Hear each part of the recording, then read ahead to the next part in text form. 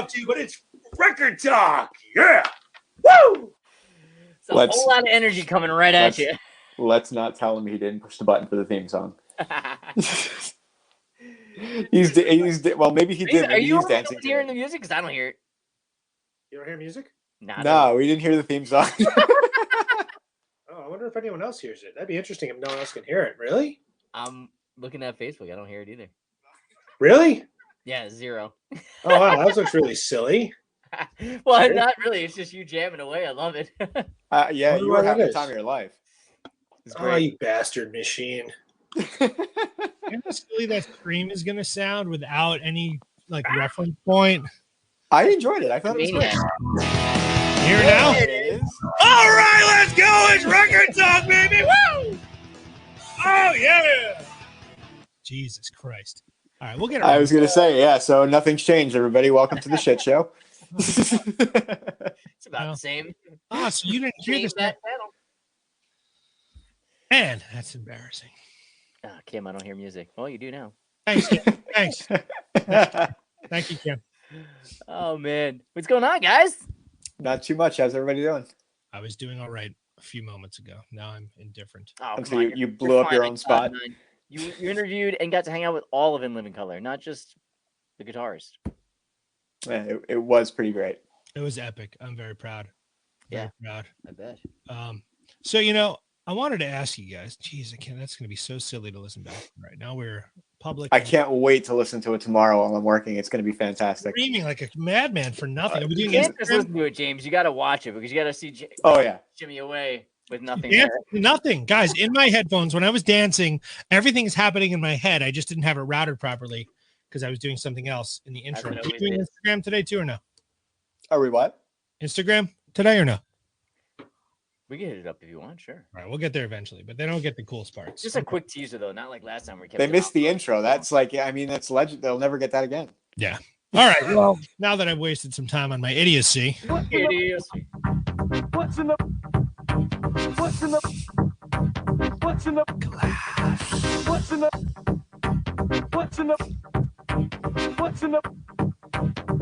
the glass? All right, there we go. I got that one. I think we should start with you, Rob. Yeah, for sure. Okay, 2 things are in my glass, honestly. Ooh. First thing in the water bottle is this Run Everything Labs. Excuse me? Ectoplasm? It's not ectoplasm. Unfortunately, it is not. Let me make it louder so I can hear you, Brian. It is Run Everything Labs Onward, which is an immunity support, sustained energy, mood enhancer, and optimal focus powder. It has all sorts of vitamins inside of it, a little bit of caffeine, 200 milligrams.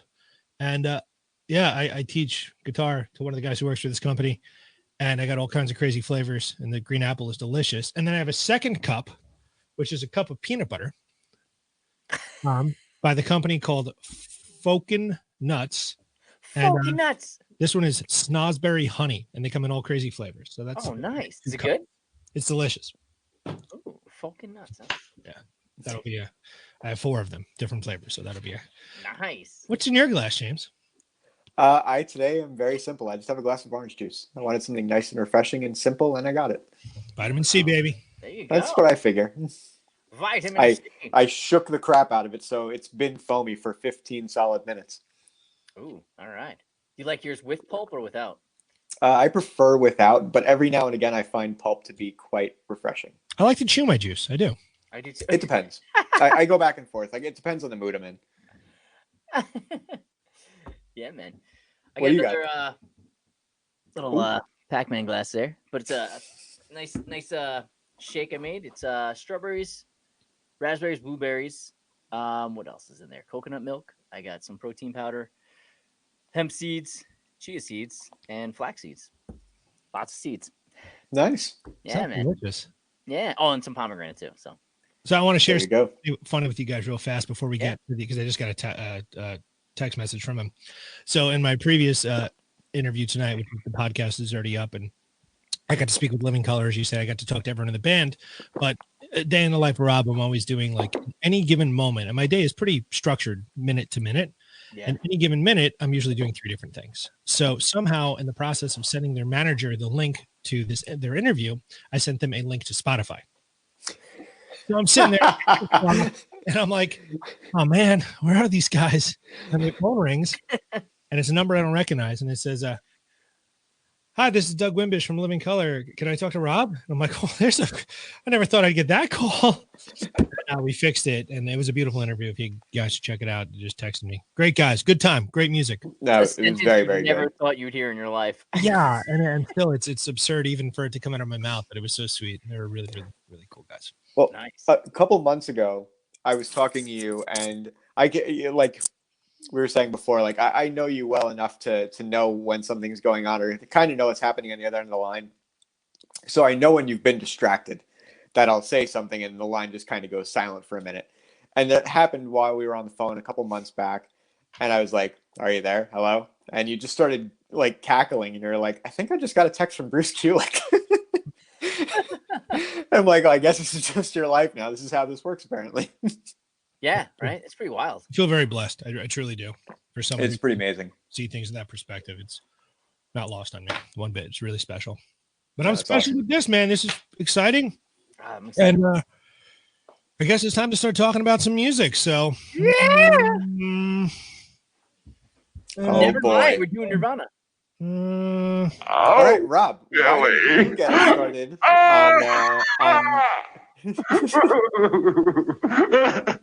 all right. So I was an think odd you one. should go first. we got the CD here. So since we can't play the songs, let me show you guys. Watch my hand, okay? So watch the positions I'm in. Ready? You hear it?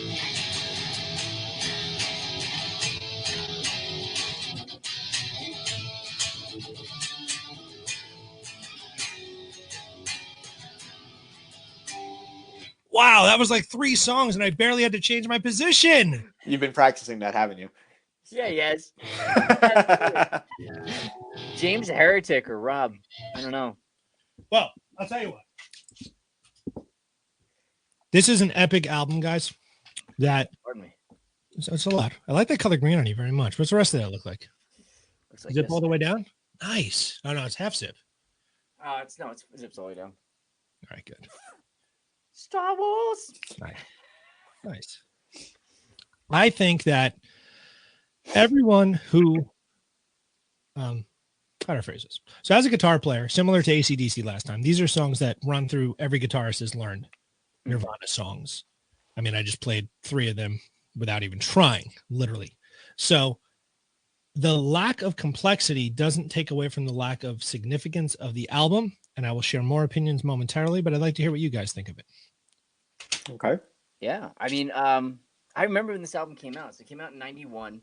It was their sophomore album, and prior to that was Bleach, and this kind of defined a movement, and I think that they get a lot of attention for that. Although I don't think they should be the sole reason for that, but it was insane to kind of watch that in real time, to watch Nirvana grow to this giant thing, and honestly, it loosely equates to almost like the way the Beatles, that form of hysteria from the fans, as well as just the cultural phenomenon that it kind of created. It was kind of overwhelming.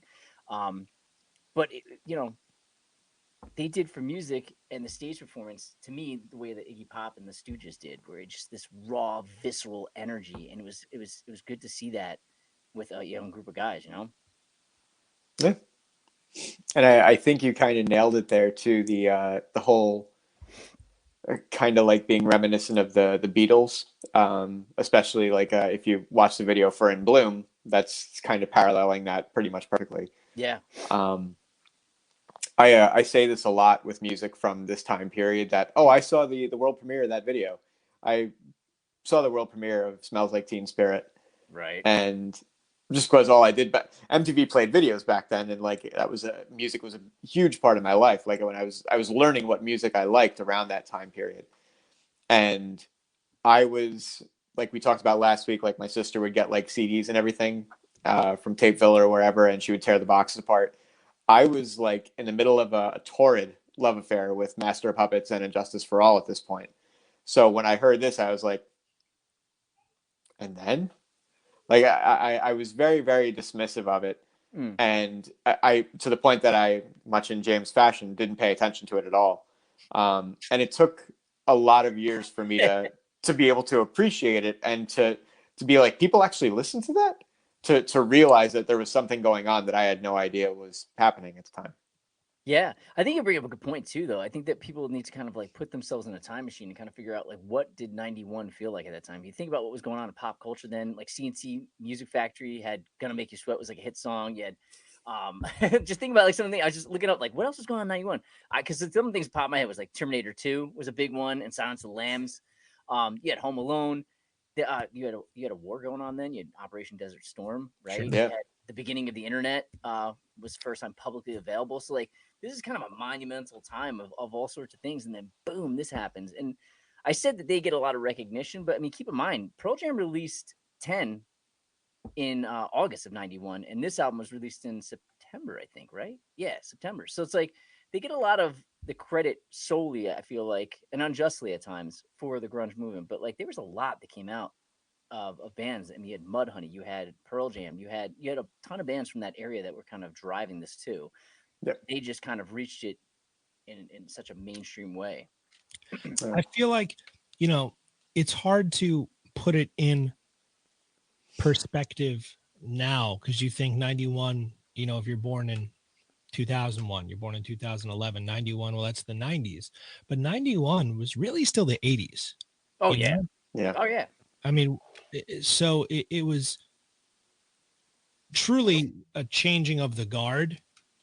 You know, it makes me crazy because everyone says that the grunge music killed the guitar solos, but it didn't. Really, the new metal stuff killed the guitar solos. If you want to nitpick, Well, Pearl Jam had guitar solos. I mean, good Soundgarden had guitar solos. right? I mean, like that, and then Kurt just played random ridiculous notes, so there was stuff like that in this music too. So, that was a dig. So, we're gonna get back to that. Don't you worry. It's hard for me, right? Because let's do some math. Ready? Oh, geez. Take out your toes. Take out Rob's born in '83. How old am I in '91? 8. 8. So my son is 9. So that's some perspective, right? Which means I was in 3rd grade. So I was, you know, think of a 3rd grader. Music is, and I didn't have older siblings nor older cousins. I had no one older in life. None of us were friends just yet. We were a couple years away from that. So I'm actually going to interrupt you right there. That is not accurate. 1991 and 1992, we knew each other. I just said we're a year away. But I mean, 1992, 1991. But I'm saying we probably knew each other around this time period. I met you when I was 9, so that's 92. Yeah. Yeah, I think. All right. Well, you can ignore me. I'm good. Yeah, I think so. Which is crazy. I've been friends with you since the first EP. So I don't remember this being what it was. I remember In Utero coming out. I remember her dying. And I remember similarly when Tupac and Biggie died, those were like the 3 pillars of like, whoa, shift. Mm-hmm. I wasn't a Nirvana fan then. I like Smashing Pumpkins. I like Soundgarden. I like Stone Temple Pilots. I liked Alice in Chains. I didn't like Pearl Jam back then. That came later. Shame on me. But I don't fully get it. Well, I think this people say the same thing about the Beatles and other bands that have kind of, you know, chiseled out kind of a cultural phenomenon, you know? James doesn't get the Beatles either. James doesn't get music, really. I really don't understand a lot of music as in the scheme of things. But I can, maybe to your point, Rob, that you said you didn't get it. I don't like too current. I still don't get it. I agree that at the time I didn't get it. And one of my closest friends really, really admired this band and like was shaping himself as a guitar player around this band, like around the Nirvana sound. And Jesse? No, he's no longer with us. Oh.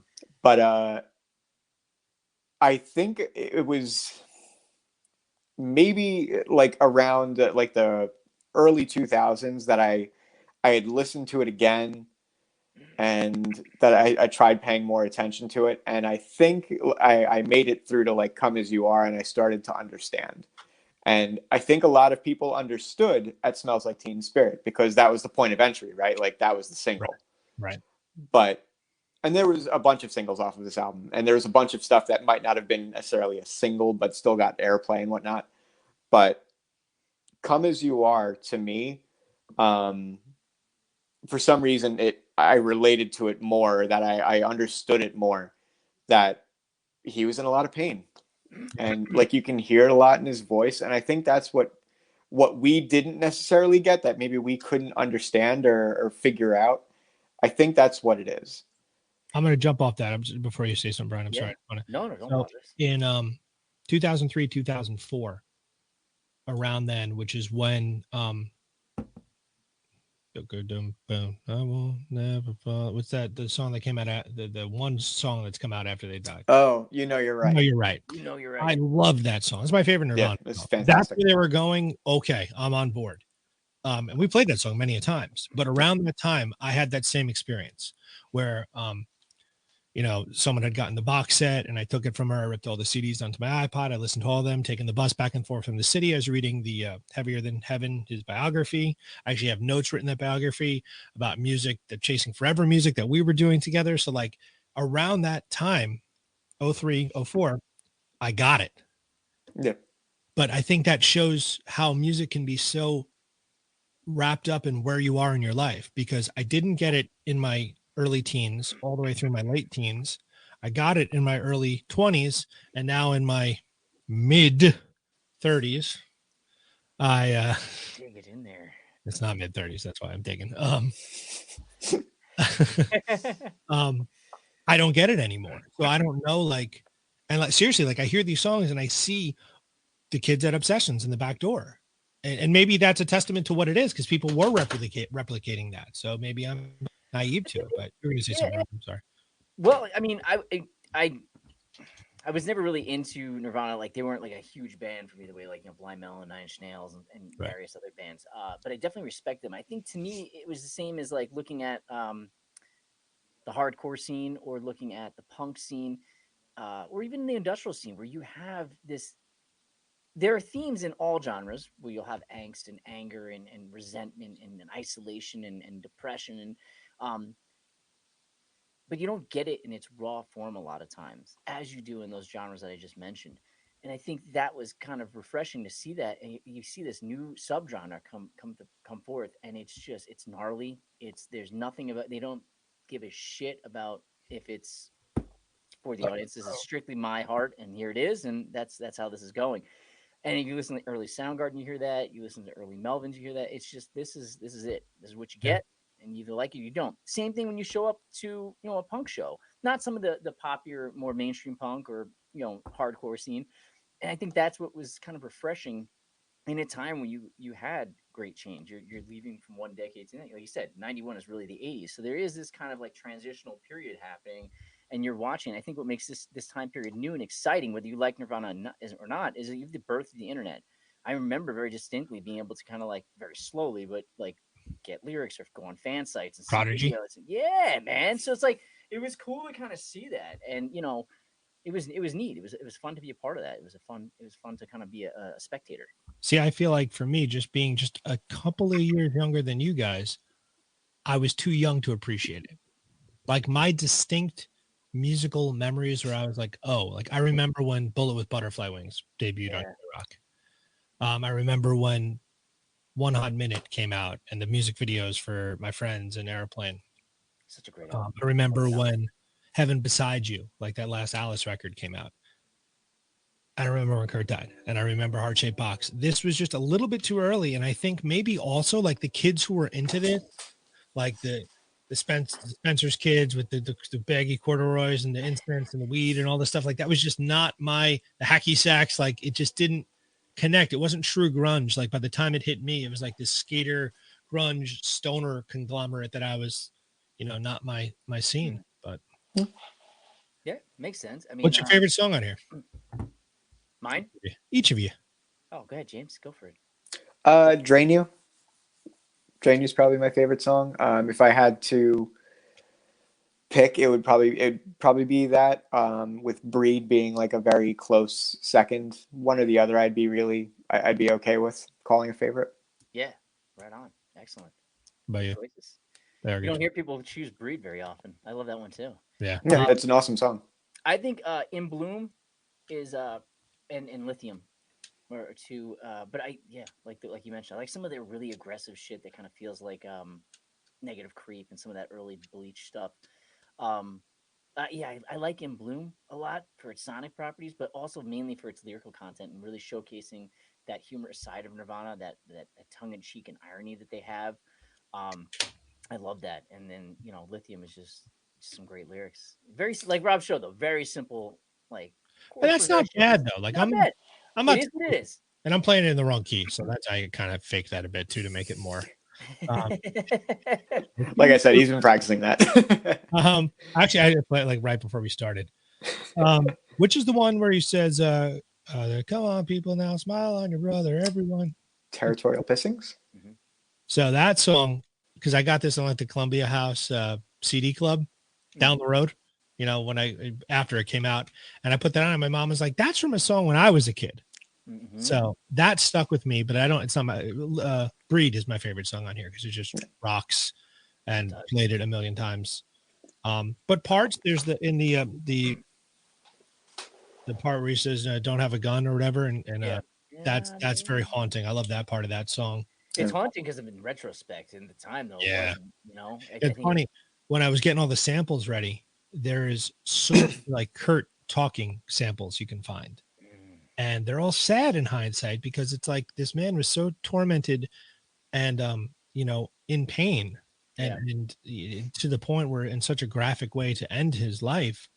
You have to think that there's traces of that on this record. There's traces on that in Bleach, and I like Bleach. I like Bleach better than this, which is weird. I know. I like this because it did strike a nerve with the mainstream, which is not really where I usually veer at all. And like these two songs I've chosen are songs that are more of your user-friendly songs, and that's not typical of me either. But I think the reason why I like that is because it allows more people to access this. And I like when bands like Nine Inch Nails become more mainstream, not because they get popular. It's not selling out. I like that more people could be introduced to a new medium of art. Sure. It could broaden minds. It could broaden viewpoints. So I like that's why I like those two songs in particular because I think it did essentially did that. It brought in people that normally may not come to terms with this stuff or been introduced to it. And I think that's pretty fantastic. I tell you, and jumping off of what you're saying there, and can you make your mic louder? I don't hear you that good. Oh yeah, thank you. Is that better? Yes, sir. Beautiful. I don't know if it's just on my headphones. I don't want to. As someone who has. You owe me for one jelly donut. Nicely done. As someone who's now dedicated, this chapter of my life in putting music to the next generation, above all joking and kidding and sarcasm aside, the fact that this turned a generation onto playing guitar, and still to this day, people are like, you show them, I teach them bar chords, and then, okay, play this, drop it down, play it again, drop it down. They're playing this song and watching someone go, I know that song. For anything, it's magic because of that. Yeah. Also, something about this that I think is kind of, and I bought this just for this. That's why I'm touching it so much, because it's going to go right in the shelf when I'm done with it. I'll never touch it again. Oh God! Thank you, Amazon. You can't find it on vinyl. It's pretty hard now. Yeah. Something in the Way. There is, I think on Amazon Prime, they have all of the Classic Masters series, or they did for a period. And if you watch the Classic Masters for this record, they go back to the sessions with the surviving members. Butch Vig is there, and they're pulling down the faders on the same freaking console. It's ridiculous. And they show what Kurt was doing in that song and how he's just mumbling out the lyrics and the cello, and it's just haunting and amazing. And then something that I love, from creating music, and we've discussed this in various different ways. Come on, there it is.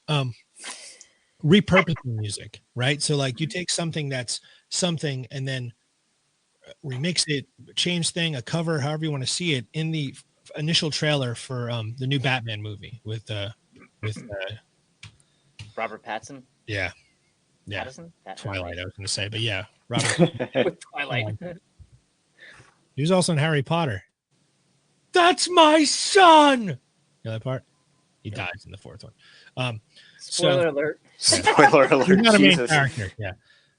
So they did it's still Kurt singing, I think, but it's just a totally changed version of Something in the Way during that trailer. And it is haunting as a mother. Like, whoa. Like, it takes you a second to realize, just like in the Dune trailer when they did the Pink Floyd, was it?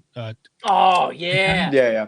Dude, like, I love that. Like, I don't know. Yeah. Sound design, I'm not sure what that job is where you take something and then you just go over here, extrapolate it and change it.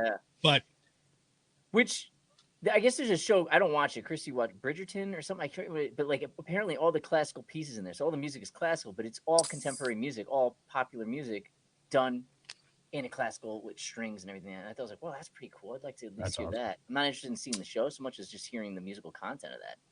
I have that in my queue and I just haven't watched it. I haven't had I had enough sound mind to add it to the queue, but no inspiration to watch it. And there's that. Yep. Well, going back to what you said, Rob, about inspiring people, there's a great quote by Ben Folds. He said, and I thought he summed it up pretty well because I agree with you. It did inspire kind of a nation or world of people. Ben Folds said, after hearing them perform, I left feeling inspired in a way I hadn't felt before. And the next day I did the thing that punk rock was always meant to make you do. I started a band. And is that where he found the other four? What's that? Is that where he found the other four? The Ben Folds 5? I guess so. Jesus. Like a dad joke. I was going to say that's a major dad joke. How do you guys feel about the journal that was released? The what? Do you remember that? Do you remember when his journal was they released his journal, that big book? Yeah, I have it. Yeah. I never looked. Yeah, I never felt someone got it for me as a gift. I don't have it anymore. I just never felt right after reading. I'm like, I shouldn't be reading this. Like, it's a cash. It was a cash grab for sure, and I accepted it because it was a gift. But at the same time, I was like, this doesn't feel right. I remember just reading 2 or 3 pages, and I just so deep and dark and sad. I was like, I can't do this. I shouldn't. Why would you ever have somebody else's journal unless you stole it, right? I feel similar to like within maybe the last decade, they put out like a Kurt Cobain album of just like crappy cassette tape recordings of him over the years.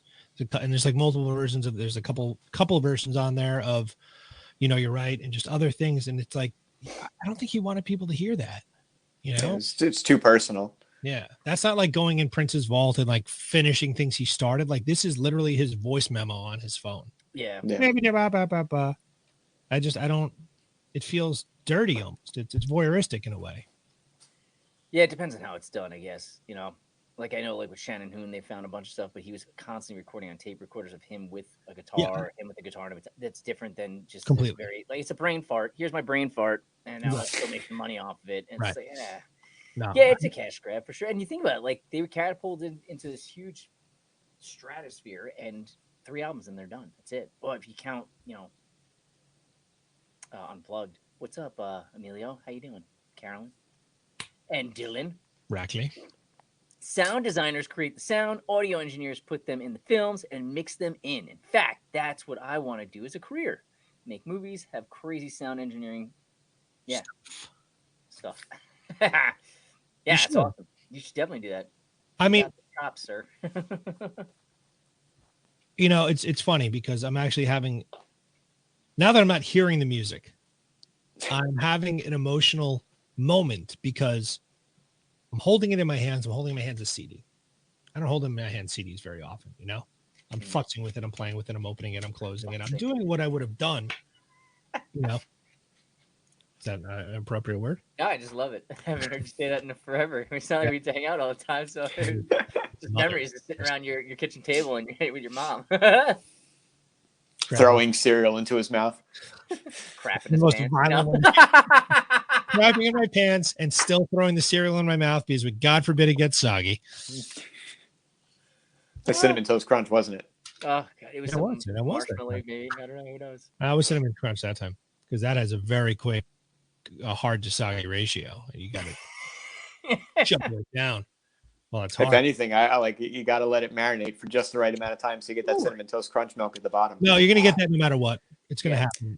But it could not be potent enough. You really want to get like maximum cinnamon contact in that milk. Cinnamon Toast Crunch, when you crunch it, is magical.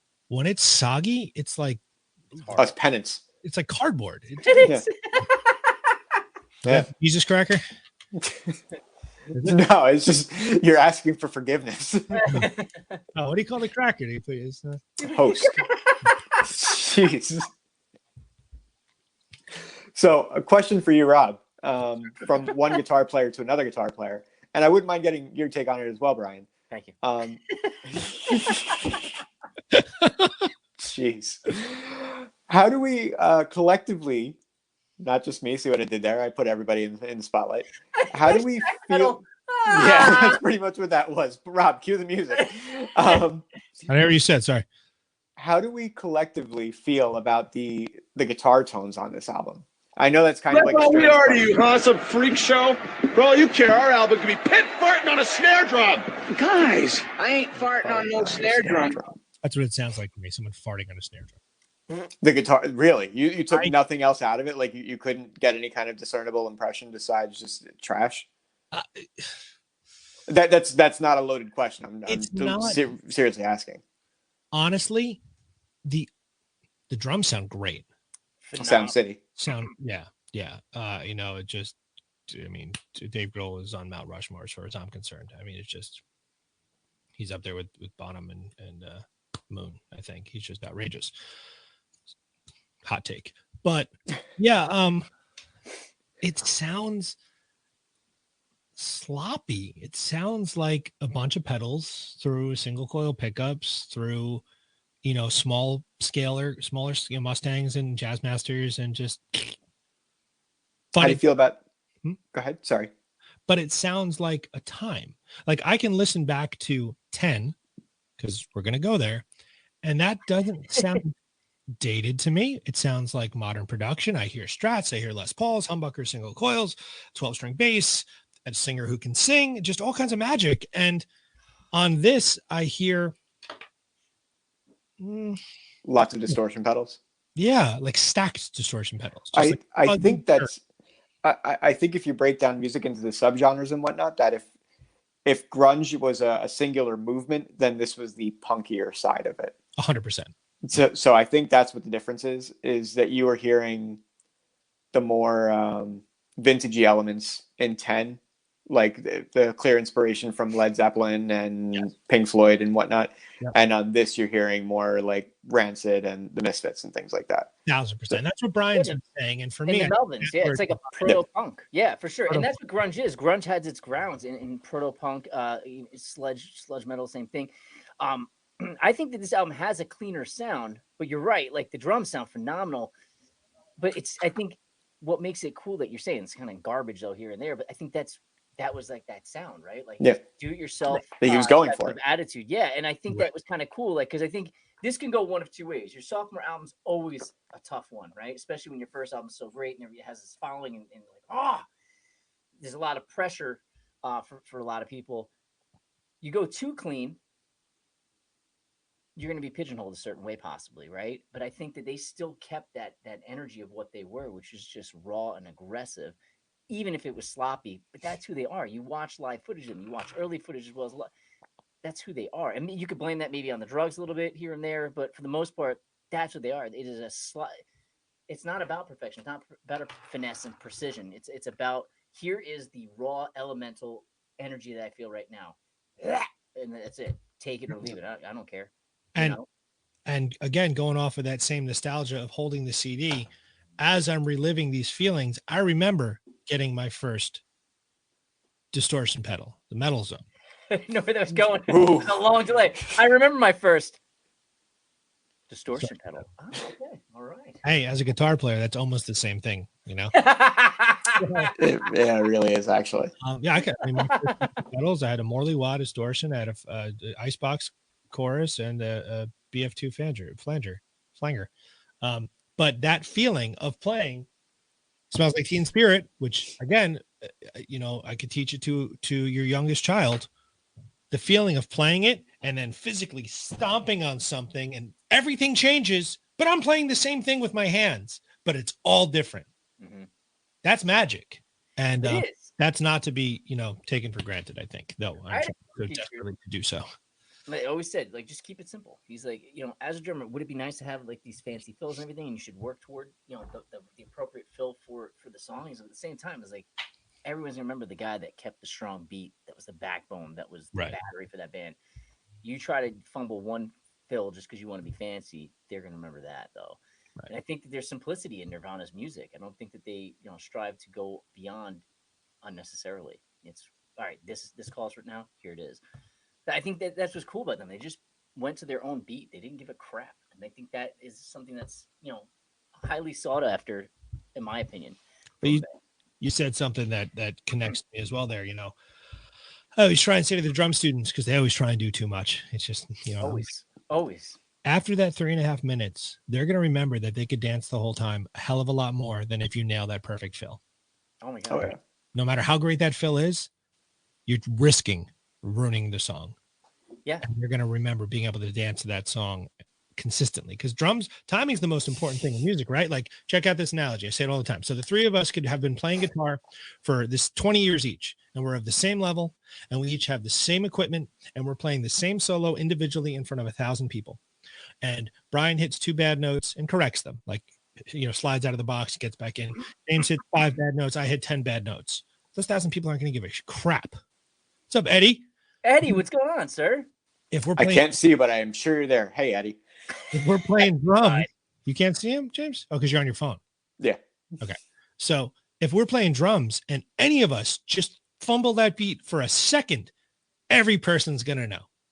Yeah, that's a great analogy. Think about the song that pops in my head right now, oddly enough, is Kashmir. You look at like Bonham, comparatively to what he does in all sorts of other songs, and you can watch Bonham go crazy with you're focusing on his handwork, his footwork. That song, not so much. He keeps such a solid tech. It's almost like a goddamn machine. It's done so well. Right. And that's what makes that song so infectious. It's not just the guitars and the grooves. It is his groove that he keeps so strong, so precise, so mechanical. It's like AI. It's amazing. So that when he does finally give you a little taste of Philly, you're like, oh, it stands out. And it just hits you in the back. You're like, yeah, right, there he is, man. Punches you in the mouth. You're like, oh, there it is. I'm alive. It's funny you guys bring up the drumming, because I had 2 things about the drumming. And the first one, have you both seen Sound City, the movie? Oh, yeah. On the soundtrack too. It's great. It really is One of my favorite soundtracks. What song was it that they made Dave Grohl play to a metronome, and he took to it like a fish to water? Was it? Does anybody remember? I can't remember. I honestly can't remember, because it's been a while since I watched it. It's probably like last year I watched it. That was something that I remembered while I was listening to this, and it made me rewatch Sound City, just because I love to watch Sound City. It just makes me smile when I watch it. Makes me smile and then makes me hysterically weep. But something that I thought of just now while you guys are mentioning drumming is when this album came out, I might not have related to it the same way, because at the time I was a drummer. Like, at the time I was still like playing drums, and looking back on it, I remember the video. Like, I was coming off of the 80s, and like the Black Album with Metallica was like just a thing, and Justice for All. And I remember Lars's drum kit having like the 4 toms, double bass, 2 floor toms, just so much equipment. And then I remember seeing the video for Smells Like Teen Spirit and seeing 3 pieces and saying to myself, what do you do with that? Like, how do you even a drummer? You only got 3 pieces in your kit. Same things it was Teen Spirit. That was the one with the metronome. Oh, okay, yeah. It was. That's what Eddie. That's our third-party counsel is. Our drum technician. Yeah. But yeah, so our team of producers are offsite giving us all the pertinent facts to make sure we only say about 30% of untrue statements. It's checking myself on that. Like, what do you do with 3 pieces of a drum kit?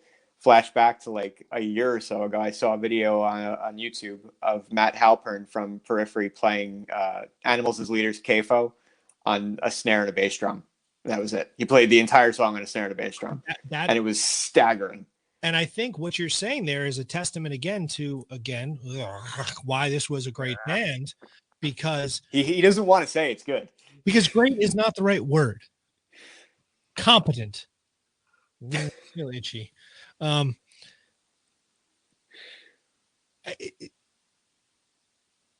Crappy guitars, thrift shop, sort of beaten to crap, smashed and put back together guitars. not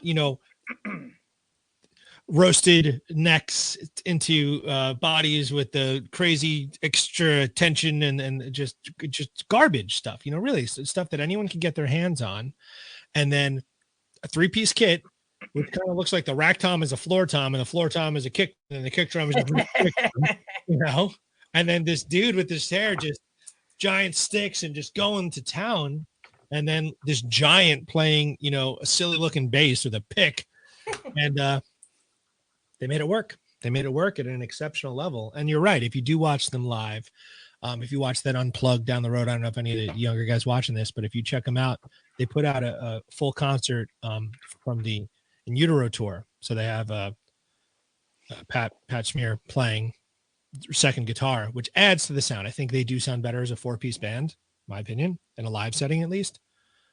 But it's just worth exploring, I mean. Yeah, I think the take home. No 10. What's that? Oh, God. I mean, you need to let that go. Got it. Take home here is just give it a try, man. Listen no to core. it. It's definitely something there. I don't know. It defined a culture of music, and it's exciting to kind of go back, and it's the same as like kind of going back and listen to a Beatles album. This is something that is kind of pinnacle. So I don't know. I highly recommend it. Whether you like it, like Rob says, it's like I'll listen to it. I listened to it for this, and I'm good with never listening to it again. And that's fine. James I wasn't hugely into them. I found it refreshing to kind of listen to it. Will I turn it on all the time? Probably not. I like to probably pick my favorites and make a mix and do it that way. But I mean, I appreciate it greatly. And every once in a while, I may throw it on just because I'm in the mood for it. I think some of these songs combined with some of their other songs, you could put together a really good album if it were sort of my own interpretation of a greatest hits. Now, some people could say this is a perfect album if you're a fan of this band. My closing statement on this album is something that has been a large factor in my perception of the world over the last handful of years. Is anything that's disruptive is something that perks my interest. Mm-hmm. This was a disruptor. This changed the path of a lot of things in that it started people playing music. It changed, it killed, for better or worse, a genre of music, a subgenre. Metal. Yeah, glam rock specifically. Everybody says hair metal, but I think it's kind of a silly term because it's like. I mean, James has long hair. If he plays metal, is that hair metal? I don't know. Most people in rock, a lot of them do. So I think it killed it, glam rock more so than anything. And I don't think it killed it so much as it just like, something new and different came out. I think that was great what you said there, though, a disruptor. I mean, art should be dangerous, right? Yes, so, and 100%. I think that this did that. That was a great way to end that on, man. Let's end it on high note there before we transition. For that reason alone, it's worth checking out. Top 3 drummers, go. James, you first. Oh gosh. Top 3 drummers. You're gonna have to come back to me. I never really put that much thought into it. I could tell you that I would probably put Bill Buford. Oh no, I gotta think outside rock. Fuck me. I mean, screw me. I really love Mike Mangini as a drummer, but I don't know that I could single him out in any particular project to call attention to him. I mean, like Steve Vai live sessions with Mike Mangini were fantastic. Eddie Barton took lessons with Mike Mangini. Eddie Barton teaches drums at Rob School of Music. Oh, what? Mike Mangini, I always thought he was an incredibly, incredibly talented drummer. Yeah. I don't know the guy's name off the top of my head, but whoever played live drums on the First Animals' Leaders tour has to be just his ability to play that preposterous cacophony that comes out behind that drum set has to say something for his skill set as a player. So yeah, I'm not Sure, but Matt Garska, was that him maybe for that first tour? But sensational drummer. Rackley would know. Well, let's check in with those are good ones, James. I mean, Eddie, a well-seasoned nailed it. Eddie just dropped 3 great ones: Grohl, Chad Smith, and Dennis Chambers. So that's it's funny because I just thought of another one. Oh, crap. There's this. I heard that they asked Lars. Howard Stern asked Lars, who is not in this category, ever. Who is better? Would it be Bonham or Neil Peart? And Peart. I believe that's how you're supposed to say it, right? I don't know. I think so. Just like the synthesizer, Moog. Morgan Rose. That's a good one. Yeah, nobody talks He- about Morgan Rose. Morgan Rose for his showiness, man. The way he can like manipulate his body as he's playing. He's a Not just his fun- showiness. If you really listen, he's doing some pretty good He's, stuff. Oh, yeah. he's pretty great. Dude, he's My Connie top Lee's, three. Cut from that cloth though, where it's showy and super talented. Yeah. Oh yeah, for sure. There you go, Brian. You're a drummer. Who's your top three? I mean, Bonham just struck a chord with me at a young age. Just, I don't know. Bottom, Bonham. bottom, and bottom. And then bottom. Glenn Graham from Blind Melon.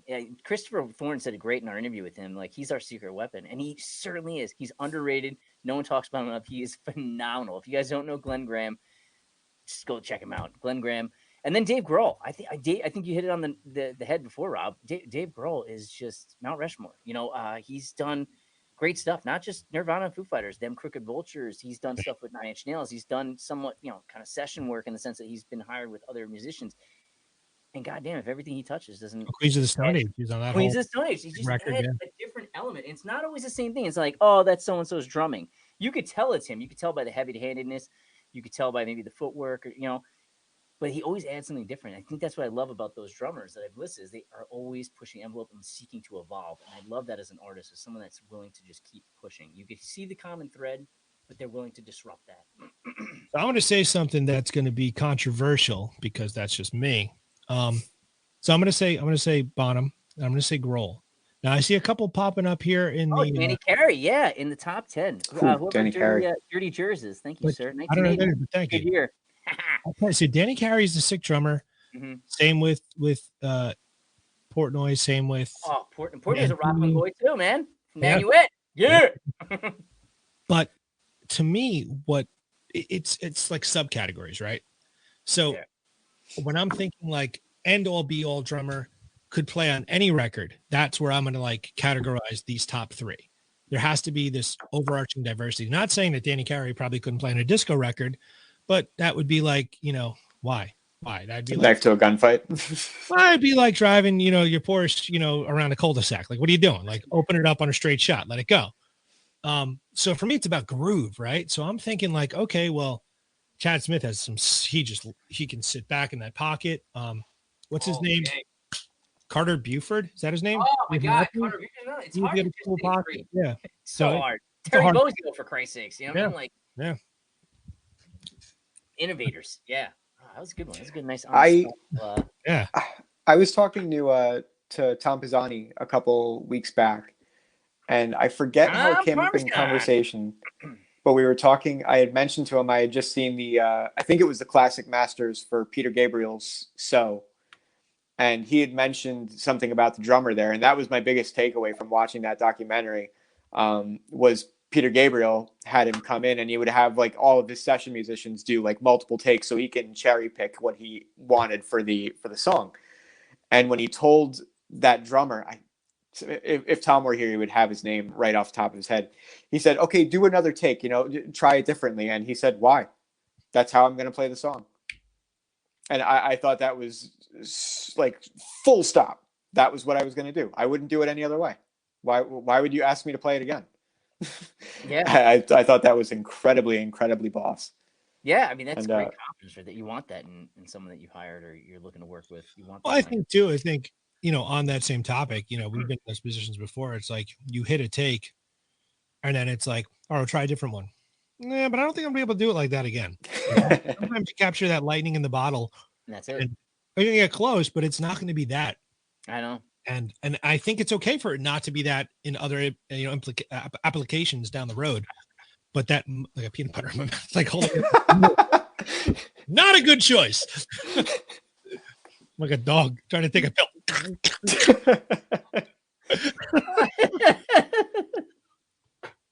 Oh boy. Oh man. I don't know who that is. Todd Sucherman. I gotta look him up. I'm not sure who that is. I'll tell you, he's a great drummer. Eddie Barton. Eddie Barton is a great drummer. Eddie Barton's a good drummer. Tom Pisani's a good drummer. Brian Winder's a good drummer. Oh, thank you, sir. Thank you. My dad's a good drummer. Yeah, that's right. Yeah, that's right. Sam's a good drummer. I'm not a good drummer. All right. Sam, your girlfriend's a drummer? She can play drums, yeah. No kidding. Kind of ridiculous, yeah. Weird. Wow. All right, what's our next topic, boys? Wait. Oh, Wait. sorry. Wait. Wait, I can Drummer do for it. Styx. Guess what? I got a fever. And the only prescription is more cowbell. Yeah.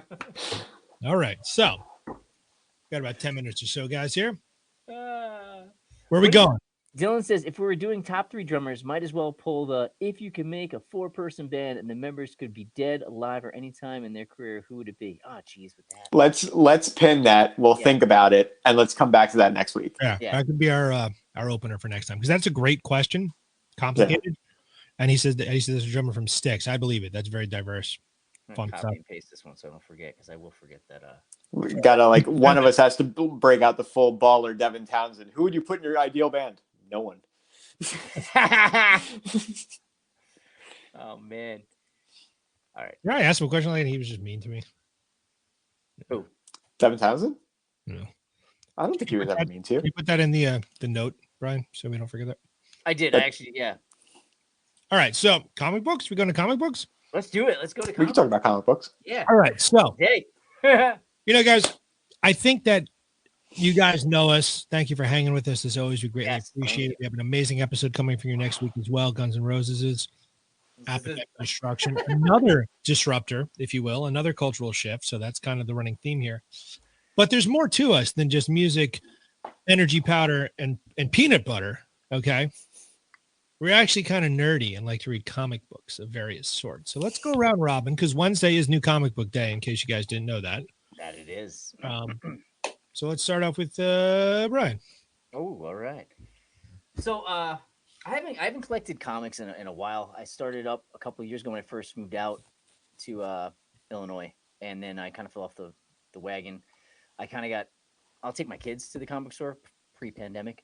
But I've been getting into trade paperbacks a lot more because it's just kind of cool to kind of revisit older series that are just way too much money to try to snag a copy of, like, Swamp Thing 20. Like, I ain't got money like that. So just Now, for those who don't know, a trade paperback would be like a reissue collected edition of sorts. yeah. So like sometimes what they'll do is they'll either take like a volume, and so it'll be like trade paperback would be volume 1 and it encompasses like maybe 4 or 5 issues, or maybe it's just an arc. They've done it so they have like 3 volumes that encompass the arc of like maybe 20 issues, whatever the arc was. So I chose. I'm really into this one. It's called The Saga of Swamp Thing. Some killer work. This introduces us. Not really introduces, but Alan Moore. So I mean, most people know who Alan Moore is now. He's kind of a household name in nerddom. But at the time, like, he was really only known for like 2000 AD, Warrior, and Marvel UK. He's gone on since to do like The Watchmen, Batman: The Killing Joke, which is phenomenal. The League of Extraordinary Gentlemen, V for Vendetta, like some of these killer stories. And he is by far one of the greatest storytellers and writers. A lot of people think of, I equate it to like Quentin Tarantino, who could write really great dialogue. He writes amazing dialogue. And this Swamp Thing, if you guys haven't read it, it's cool because the publication of Swamp Thing was originally done by Len and Bernie Wrightson, who Bernie Wrightson, I'm a huge fan of his artwork. I just loved his artwork. I have a tattoo in kind of a like an homage to him. But they were gonna get rid of Swamp Thing after a while because it just was terrible sales. And they, as a last kind of swing, they got Alan Moore and he revamped it. And this is a killer storyline. It dives into the psyche of it, the consciousness of Swamp Thing, and kind of redeveloping the idea of like it's not this man that became a monster so much as kind of like the monsters absorbed his consciousness and so it's like he's not really a man anymore. It's I cannot do any justice. It's killer, but like the artwork is just insane. Here, let me see if I could flag a couple pages here. So I mean, just some of the artwork, you could see some of the lines and the colors. Even the way they do the panels and some of these things is just fun. It's just like look at the paneling, the way they just do the different things. It's just killer artwork. I mean, the line work, the inking, it's a great story. It's a great bunch of artists. I can't say enough great things about it. Matter of fact, it's interesting enough. I was listening to a couple of, I can't remember which one it is, with Kevin Smith, one of his podcasts, and he actually mentioned this one. So it's definitely something that a lot of people, I think, don't know about, but check it out. It's a Saga of Swamp Thing. This is book 1. I forget how many books there are. I can't see my pile right now. But yeah, awesome. Just phenomenal. Great stuff, man. Yeah. Nice. Killer. It's just killer. It's great work. Swamp Thing cartoon. There's a cartoon of it. Like, Oh yeah. Yep. Well, that was the other thing that did well for it too. Is in I think it was '82 when Wes Craven decided to make Swamp Thing into a movie, which there wasn't very many superhero movies, and people forget that that's technically a superhero movie, although dark and horror related. But that's Swamp Thing for you. What about you, James? Nice. You'd go a Japanese, eh? I have a couple things. This was something that I actually just got for Christmas this year. This is a manga rendition of H.P. Lovecraft's At the Mountains of Madness. Ooh. And it, like Brian was saying, it's manga, so typically all black and white, but just to see any vision of Lovecraft kind of embodied in in a bizarre method of storytelling like this, it's just really wild because Lovecraft's creatures are so open into interpretation as to what they might be. They're shapeless and kind of like you can't. A lot of them, they say, as soon as you lay eyes on them, you drive yourself mad. So who's to say really what any of them look like? So it's always fun to see an interpretation of it, and I love that story. So it was really happy to get that. I can't wait to get through it more. But I also, something I could recommend very highly is this right here. I told you about this, Brian, I think. Yeah, you did. This, to try and sum this up as best as possible, it's called Death Vigil. And this is gorgeous art. And it's very, very silly and very, very well done. And just a great story. The artist and the artist is the writer. And it's for all intents and purposes, the Grim Reaper on the cover has basically, at the time of certain people's death, has basically created her own team of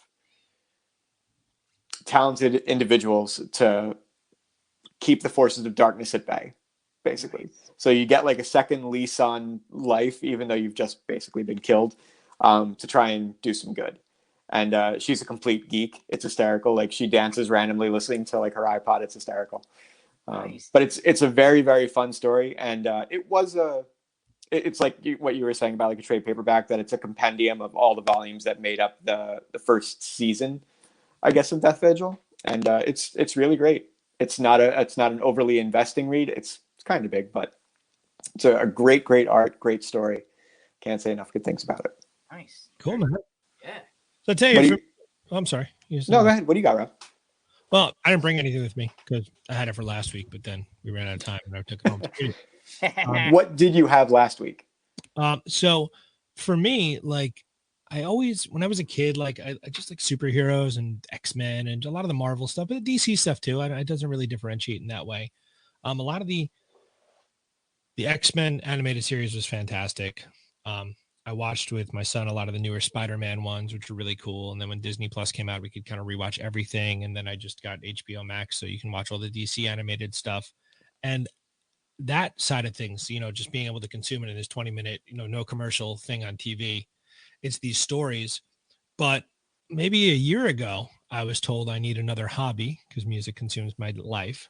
And I was like, oh, maybe it'll be comic books. I'll try that. So coincidentally, around the same time, they had been relaunching the whole X-Men world, a complete relaunch. They did 2 simultaneous 6-book runs, one called House of X and one called Power of X. And they were running simultaneous stories that interconnected. One was like jumping through time and one was in the future. And then in the end, you find out how they connect. And it was really like, holy crap. And then it just rebooted the whole series. And they had like 6 different books going at once. Again, interconnecting, but now just like a long form thing, not like this sort of reboot where the X-Men have this island and it's very complex to explain, but it's cool because it's characters that I knew growing up that I can now read. And I think what I think is the most exciting part is if it's a hobby you're looking to get into, it's not something that you need to. For me, I go to a place called Gotham Underground in Ramsey. It's a comic book store. Plug them. Great place. And I have a pull list. So basically they know everything that I like. And they pull it every week it comes out. So I just go there once a month. I grab my stack of books, and then that gives me enough to read for the month. And then I just repeat it. I'm a little behind right now as my recent Instagram post, like a big stack of stuff. Yeah, it was. Yeah. I didn't get to read any over the weekend because life, but I think it's a cool escape, like anything, especially with the way the world is now, like it actually was difficult for me because when COVID first happened, I was looking for escapes, but I didn't want to go to the store and touch stuff. You know? So like, and then a lot of the comic books stopped shipping during that time for the first handful of months because of it. So now it serves as a fantastic escape because it's this world of superheroes and crazy stuff. And the thing that Brian's saying, like now that I got turned on to it, I'm like, oh, well, I really want to know what happened in the Infinite Crisis 3 giant DC thing. So I bought the graphic novel collected edition, whatever they're called. Yeah. Great. Of those, Killing Joke one, and Death of Wolverine one. So it's just, for me, like, I like to read. I have a tremendous amount of books. I like to put things inside my head to shut my brain off, but I'm not a thorough reader. Shh, don't tell anyone. I skim and I get the gist of it. But with comic books, I find with the pictures, I don't have to read every word to know what's going on like a child. So for me, it's not entirely incorrect. Right. And then if it's like, it's fascinating, I'll loop back over it. But I find if I read every word, I get like obsessed, even like in a book. Yeah. Every word, like I just read the same paragraph over and over and over. And it doesn't seem to compute in the same way. Whereas I would just blah, blah, blah, blah, blah, boom, then I got it. Right. I think getting issues like you do is exciting because it's like crate digging, you know, Right. Whether you have a pull list or you go and you're like, yes, you know, it's exciting. I think the trade paperbacks, what makes it exciting too is like it's all in one. I don't have to wait, Right. you know, or if it's way older, like I don't have to go and try to. Right. It's like binge watching. It is, but what's cool too is a lot of times if it's done well, and then it's worth your time. There's forwards, there's prefaces, there's thank yous, there's all these stories that come up. There's also other artists like guest artists, will just, you know, who are inspired with something, will do like a painting. So it's like you'll get like all these like kind of you know, so it's like it's cool to kind of have like these extras, like these bonus tracks. Like here's the version of, you know, demo version of Nails' Ruiner, you know, and you're like, oh, cool, I see where this is coming from, how this was birthed first. So I like that about trade paperbacks. It's kind of like James said, like a compendium that also encompasses all these like bonus material. You're like, yeah. So I like that. I really like it. I think it's great because now looking at it like from the perspective of like I bought some of those issues that are available now as like a collection that like I had a couple of them when they were new, but like I didn't have the one before it or I couldn't get the one after it, you know, like now you can get that whole, if it was like a sub story to something, like for example, I'm sure there has to be a trade paperback for the Weapon X series, and like that would be something that I would love to have now because I never had all of it. And if you don't care about the collecting side of it, you just want to know what happens, then it gives you that avenue for a low price of entry. 100%. Like many a times I would be going to the mall to watch a movie and just wander into Barnes and Noble because they're open late and just spend, you know, that 40 minutes, whatever, just reading through, you know, buying it, but just reading through something collected because it gave you this opportunity to see the complete arc of a story. Right. I think there's so many of these iconic stories by tremendous writers and you know, artists that are out there over the past, you know, 40 years that it's really cool to kind of ingest that. And it just serves as a point of inspiration, really. You know, I think to me, it's escape and it's inspiration. That's really the two kind of things. Great. What a great way to wrap that up, sir. 2 for 2, baby. Baby. I was going to say, do you want to play the song and do the dance again? I can't even believe how dumb that was. For anyone still watching, your buddy Rob here had his crap routed wrong and danced like an ass and screamed like a madman. You guys got to know. So real quick. I think that's short shrift. It was incredible. If you were here for it, it was a treat. I'm going to definitely edit that out. So don't do it. So worth it. What do you guys do real fast before we're gonna wrap this up, guys, in the next 6 minutes, I believe. So maximum. What do you do when the countdown is happening? What is? Oh, I dance. 100% dance. I dance. I make silly faces. I sing it. I make lyrics to it. What do you do? I can hear you downstairs, you know, backstage, but I can't hear you.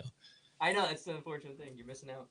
I don't move. I just kind of sit here anticipating that the internet will fail us and we'll just come back to life at some point. And the countdown, like, oh, it's 19 seconds. And there's Brian dancing. There's Rob, you know, blowing his nose. And I'm just going to be here and I'm going to I'm ready. Deer in the headlights. Well, this time, despite the audio snafu, it was ready to go. I had the countdown start. I pressed the countdown. Then I pressed live. I had the music going. So when the countdown ended, the music was playing. so there wasn't that lull, which there was in previous episodes. All that failed because it was only in my headphones. But what I'm doing every time, and it's only been 3 times the countdown's happening, but this is my ritual, guys, because there's a little behind the scenes. Ready? This is my, my routine. I am screaming like a madman, like amping myself up to go play at the Super Bowl. Nice. Deep breaths, filling my lungs up, because that's deep breathing. We've been discussing in private. It's good for you. It gets you, ready. And I'm just like, ready to do it. And that's why I get all that energy when it goes on. So I suggest you try it and then see if all of it. That's what I'm doing my own way. The dancing and the singing. And that's how I get jazzed up for it. They're just pretending to do it. My heart's going. All right. So next week, what do we got? Appetite for Destruction. You in the jungle, baby. You're going to die. I'm excited for this one. It's funny for me, that album is Mr. Brownstone. Oh, that's your favorite?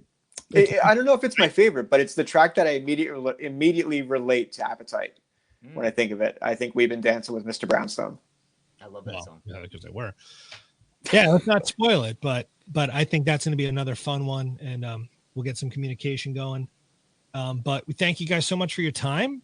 Yes. And this was a fun one, and full of all kinds of idiocy and magic. And Brian, you got anything to plug? Anything cool going on this week? This week? Not really. No. Thank you guys for tuning in. I can't think of anything that's going on. I'm redoing my glass etching. I didn't etch yet on my phone booth yet. So, but I just to be safe, I got everything all set up. What's that? I was just about to blow up your spot. I didn't know if it was safe or not. For what? On what the phone booth is. So I took the door off the phone booth. Phone booth's still in the garage, but the door, it's a folding door. So I brought the folding door into the basement where I work, and it's on, it's standing there, and I have the 6 images behind the glass. I have it all contacted out. I've been using an X-Acto knife, cutting out the images.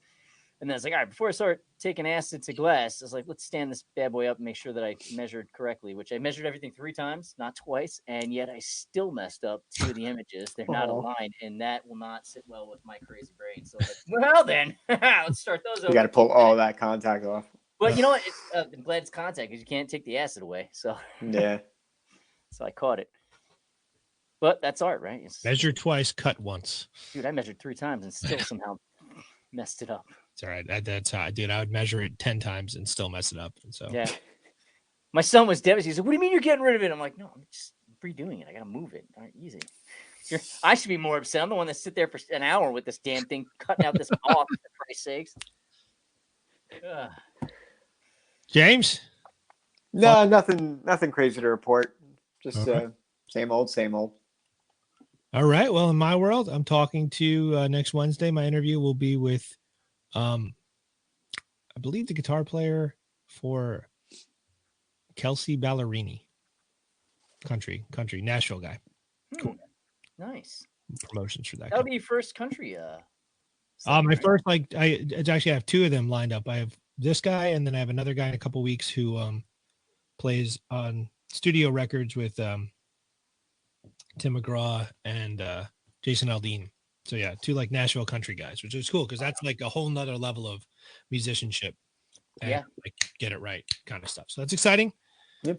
Nice. Yeah. So cool stuff. And thank you guys so much for hanging with us. Yes, thank you. Thank you, everybody. We'll see you next time. Take care.